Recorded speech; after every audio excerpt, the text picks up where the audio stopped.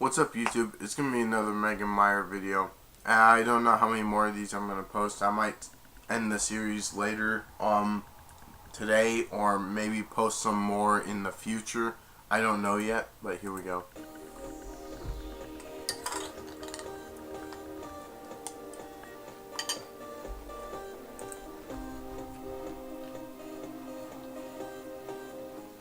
So 10 years ago, my life was considered normal. That normal, everyday parent. And sometimes.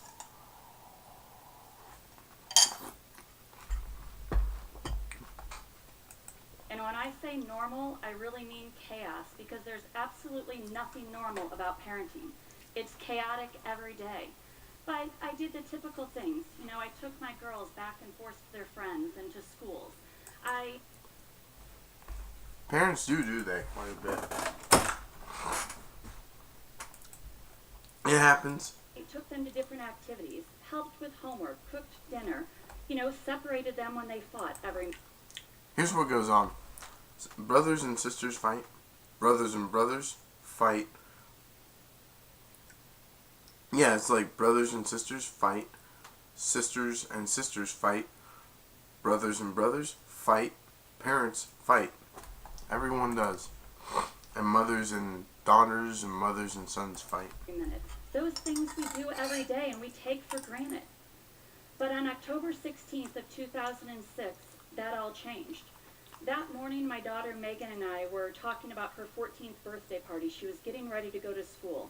She had her birthday invitations together, and she had been planning this. She was so excited. It was this amazing morning. But 24 hours later, I was planning Megan's funeral. Megan had taken her own life.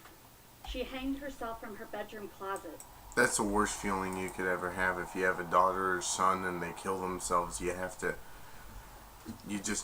walk in on them doing this, and it just hurts everywhere. Megan was a victim of cyberbullying. Cyberbullying is something that you need to pay attention to. Cyberbullying is just dangerous.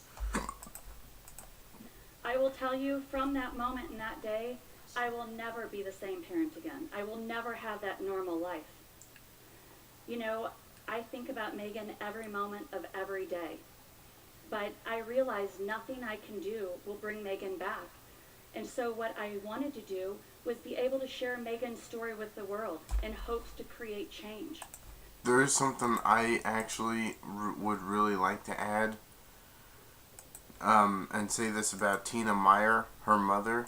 Tina is actually my role model. She's a great role model. Create and share with you all of the things that I have learned, which are things such as validating and listening to what kids are going through. That is something that I have learned that my hope is to share with you. Megan wasn't alone. 160,000 kids miss school every day due to bullying.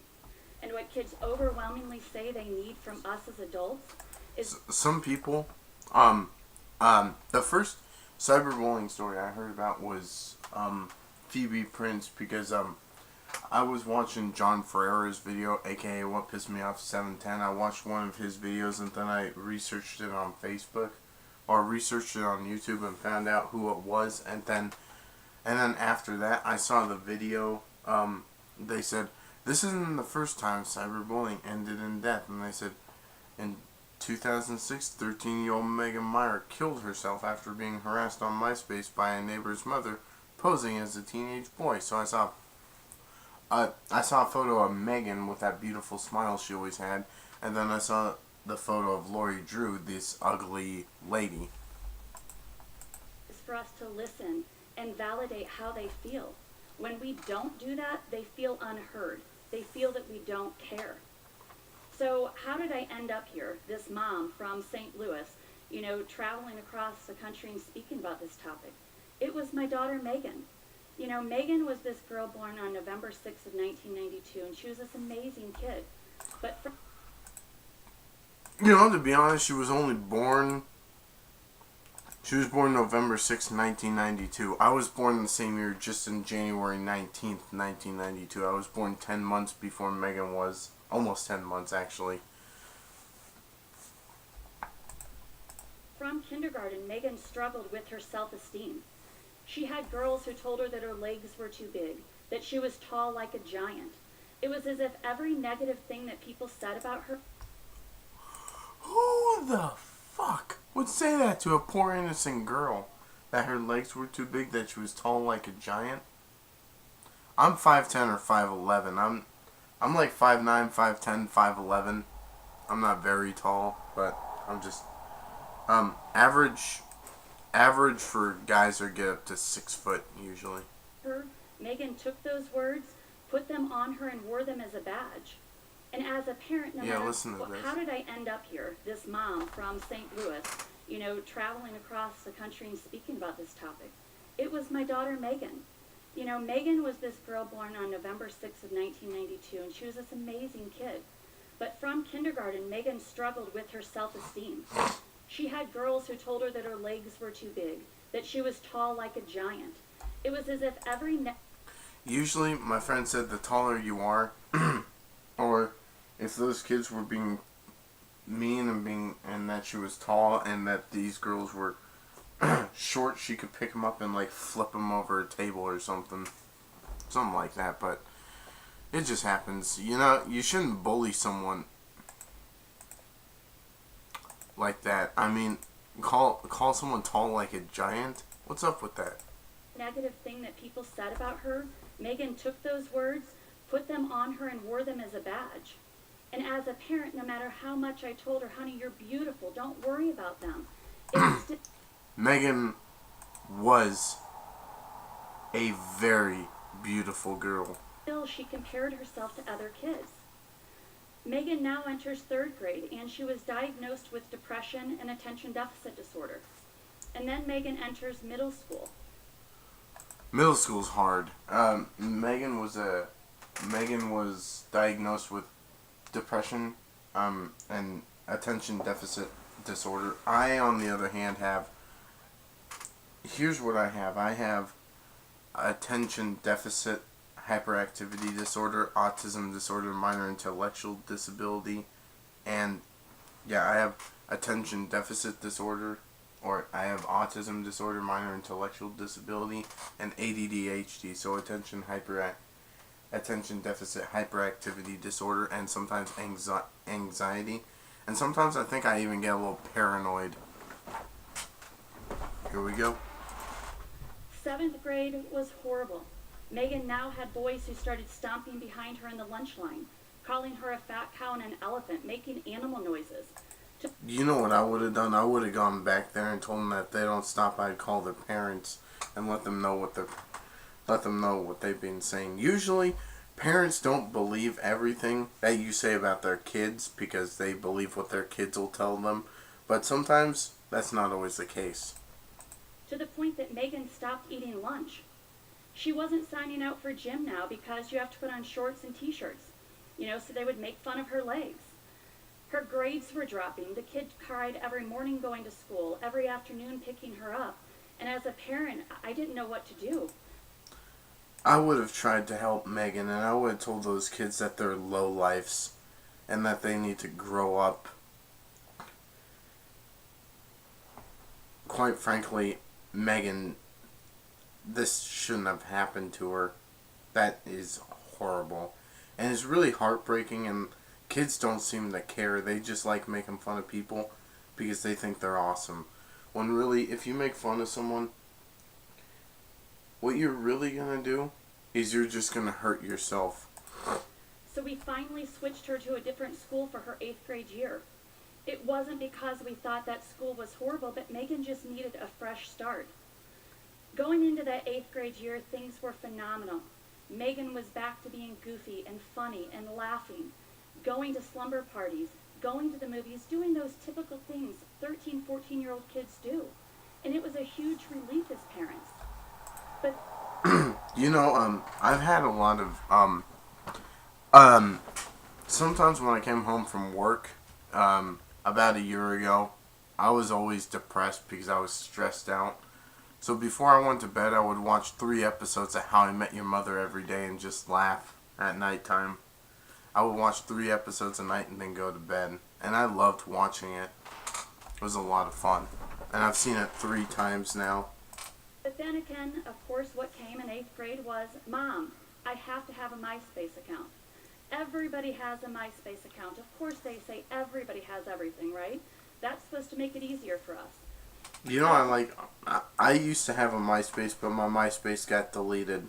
I never used it anymore anyway. And they deleted it this year. If you're gonna ask why, it's because I don't use it. I use my Facebook instead. I did let Megan have the MySpace account, but I had a lot of strict rules in place. I mean, I was one of those moms that monitored everything. Megan started adding friends from her old school and friends from her new school, and things were going really well. And about 3 weeks later, Megan was befriended by a boy by the name of Josh Evans. Megan thought this boy was hot and begged to add him, and those were Megan's words. This kid loved boys from preschool to 8th grade. She always thought they were cute and hot, so this was nothing new for her. You know, one kid said I used to be really cute in when I was 12 and said, what happened? It's like he's calling me ugly, but my friend said I get better with age. And I always thought, these other girls go through the yucky boy stage, not her. So Josh and Megan... Girls would say, you boys have cooties or stuff like that back then. I guess Megan's not one of them. And started talking. Josh told Megan she was... Yeah, Megan must have not been that type of girl that thought boys have cooties. Beautiful and had beautiful eyes and a great smile. She did have beautiful eyes and a beautiful smile. Megan thought he was cute. And believe me, as parents sitting out there, I did monitor this. It was not something that I just kind of let go on. And the other thing is that Megan was happy. And wasn't just happy because of this Josh Evans account. She wasn't the kid that sat in the corner and just waited to talk to him. She was hanging out with friends, doing great things, but this boy was telling her nice things. And I was happy as a mom to see her finally fitting in with other kids. That, to me, was amazing. But that didn't last very long, unfortunately. After 5 weeks of talking back and forth, now Josh sent Megan a message that said, I don't want to be friends with you anymore. You're not a nice person. Megan said, what are you talking about? Where's this coming from? I am nice. He said, no one likes you. No one wants to be friends with you. He said something really bad. And he said, and they posted this on the Web of Lies video, something about Megan. And then I looked at it and I'm like, what's this about? So I clicked it and then I was like, because then I posted something. I was looking at something the other day. I was looking at the Web of Lies and then I finally saw the last message that was sent to her. Because it said, everybody in O'Fallon knows who you are. You're a bad person and everyone hates you.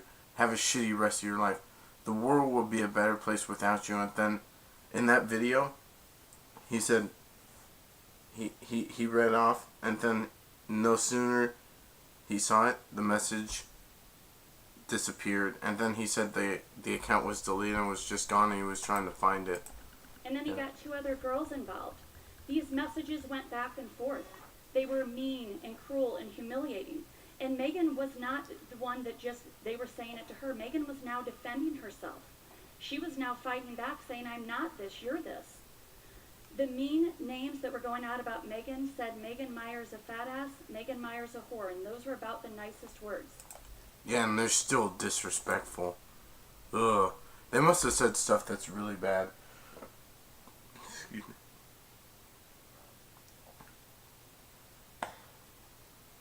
Okay. I'm gonna tell you something really bad. This is what something really bad someone said to me, and this is probably worse than being called a whore and a fat ass.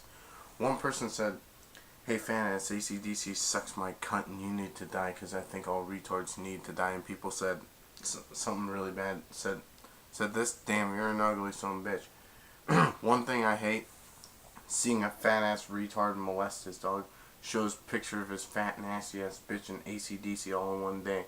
This kid's a fucking retard. And then he said, I know people from your school, Your GF is not a bikini model. She's a fat fucking retard, just like you. Except she goes to this school and you go to this school, and she doesn't want to marry you. She wants to marry a big black guy with a huge dick you can see from space named Bubba. Suck it till it's dry. Make a video about that, you dumb fucking retard. I refuse to tell everyone those messages at first, but but that person was too desperate for attention. And if you're gonna ask me if I ever found out, no, but I did turn some papers into the police department or some principals to see if they would take a look at that, and I think they did. But there's something I want to say, that if you say that and then they block you off of your YouTube, or they block you off of their YouTube, and then you make another YouTube account to harass them, you're just too desperate for attention and you have no life. That person who said that to me doesn't have a life. They just wasted it.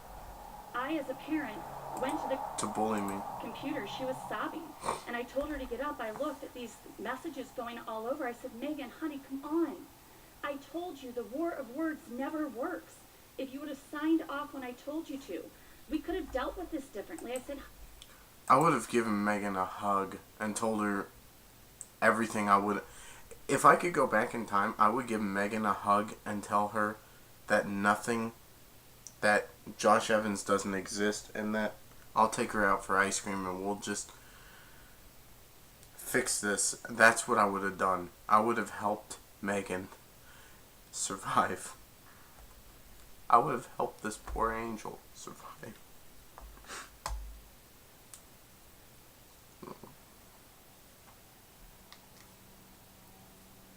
I'm trying to wipe the tears out of my eyes.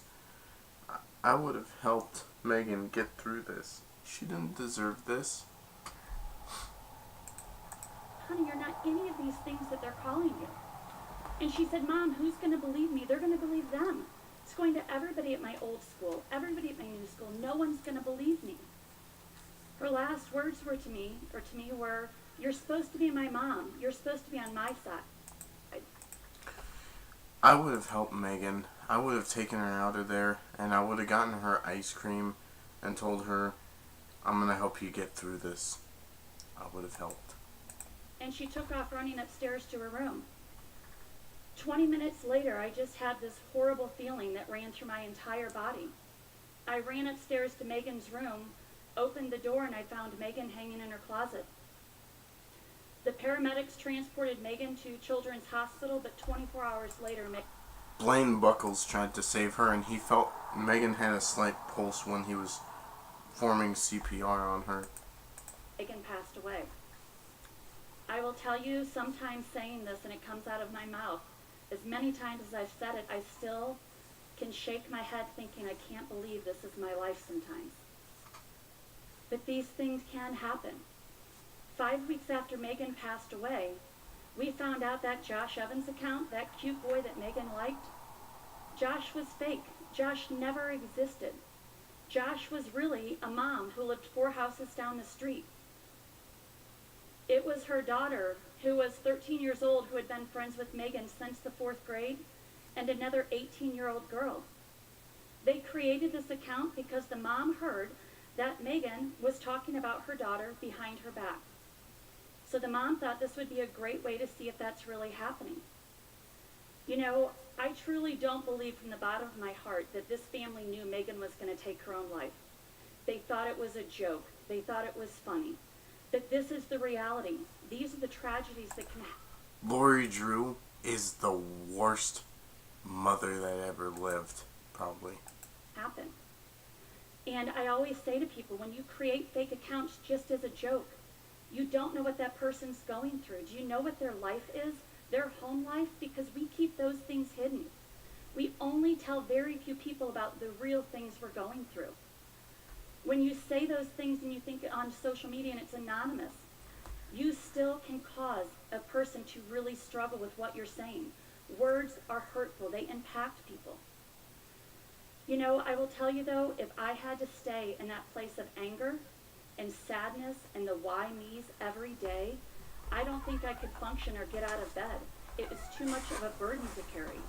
So what I had to do was do something about this, which is I created the Meier Foundation in December of 2007. And our mission is to support and inspire actions to end bullying and cyberbullying. You know, I've had this phenomenal ability to be able to travel across the country and speak to tens of thousands of students to find out what they're going through, what's working, what's not working, what do they wish adults knew, how to support them through all of this. What kids overwhelmingly say is they need adults to listen to them, validate how they feel. Really, thinking about it in this audience today, don't we want people to understand just our feelings? It might not make sense to them, but just understand how I feel. That's what kids need. I've asked kids and they'll say, listen, my parents either yell or scream. They either tell me to ignore it. They will say, you know what, I'm going to go in and fix it. And then they say they act crazy because then they overreact. They will say, you know what, listen. They tell us what to do, what we shouldn't have done, what they would have done. They said, but what they fail to do so many times is really hear us.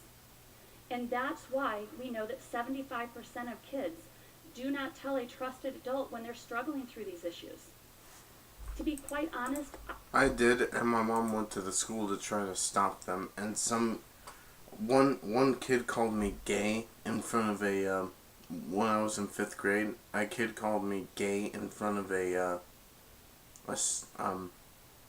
lady out in the playground, and then she told him to not, and he said okay, and then he still did. One time he went gay, gay, gay, gay, gay, gay, gay, gay, gay, gay, gay, gay, gay.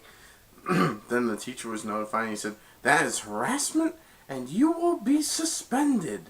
He said, he won't leave me alone. He said, that is harassment, and you will be suspended. And stuff like that. The people who say that just don't care. They only care about themselves. They're probably narcissistic. I was one of those parents. I was that parent with Megan that I was either going to, just ignore it or I was going to be the fixer. I'm the mom, I have the answers. I have the life experience. And I will tell you, I remember one time in middle school when Megan was struggling quite a bit. And I told her, honey, just ignore those boys. If you ignore them, they'll get bored and tired. They'll move on.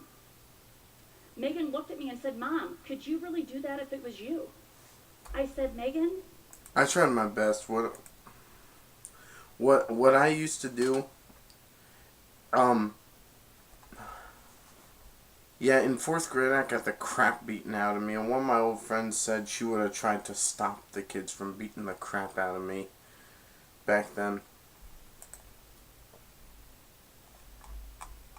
And this is really a heartbreaking story.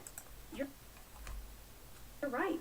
I mean, I as an adult would really have a hard time having people say things to me, and then all of a sudden, just don't worry about it, go back to work and be normal. The other thing I said to her is, you're right, Megan, guess what? I'm going to go to the school. I'm going to fix this. That child grabbed me by the arm and almost shook me and begged me, Mom, please don't go to the school. You don't get it. You're going to make it 10 times worse. It is hard raising kids in our world today. I will tell you. Usually, if a parent can stop those kids from doing it, excuse me. Well, here's something I'd like to say because I know what Megan went through. What I tried to do was ignore it and listen to music. And sometimes I would walk away from kids that would say that kind of stuff about me because that's being the bigger person. And that's making them look stupid in front of everyone. And some kids would call me names, and then I would ignore it. And then one time, I got so sick of it that I said I was going to bomb my school because I got so angry. And I guess it was just because I read too much about that Columbine High School massacre. I know a lot about it. I wrote like 30 pages of it. I just wrote every day about it, and then kids started to get scared of me. They got scared. But what we have an ability and the beauty of our world is this. We are able to learn through people's experiences, their tragedies and their triumphs, and we can make changes in our life.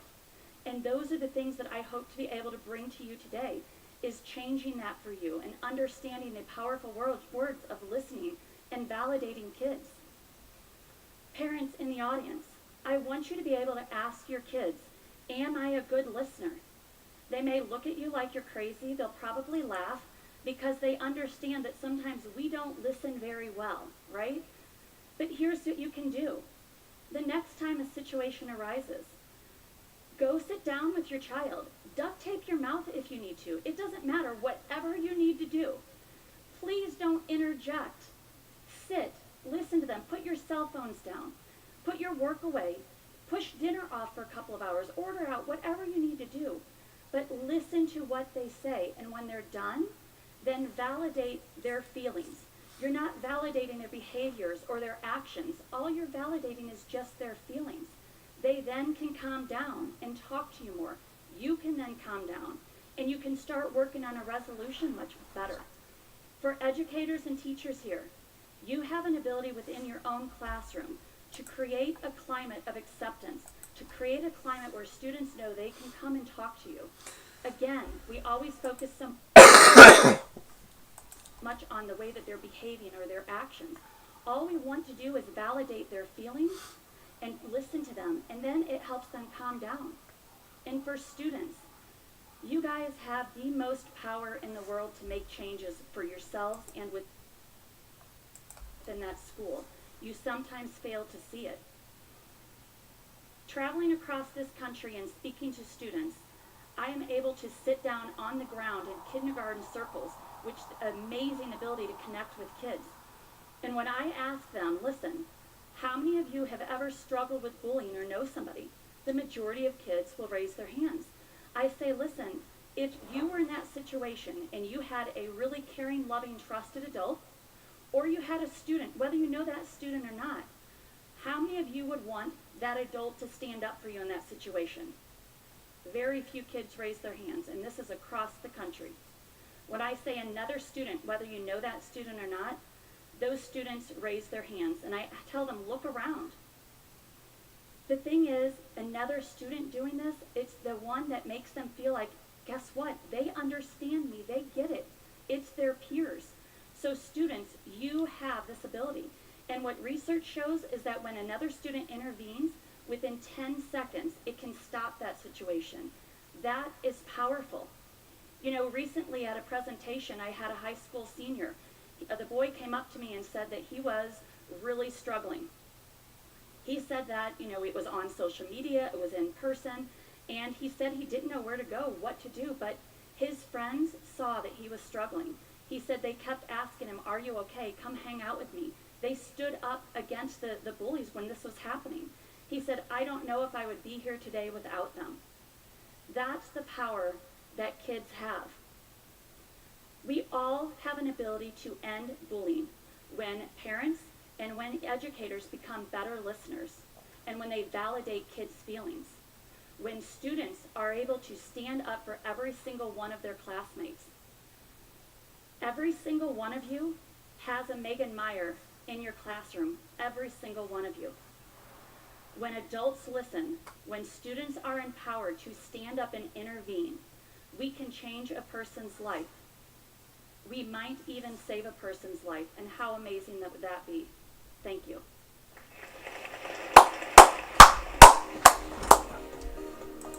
You know what?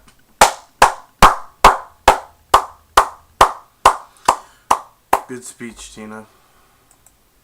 Good speech. Hey, Megan, may you rest in peace eternally. And I know that when your mom sees you again, when she goes up to heaven, she'll give you a big hug. I thank you all for watching. Peace out.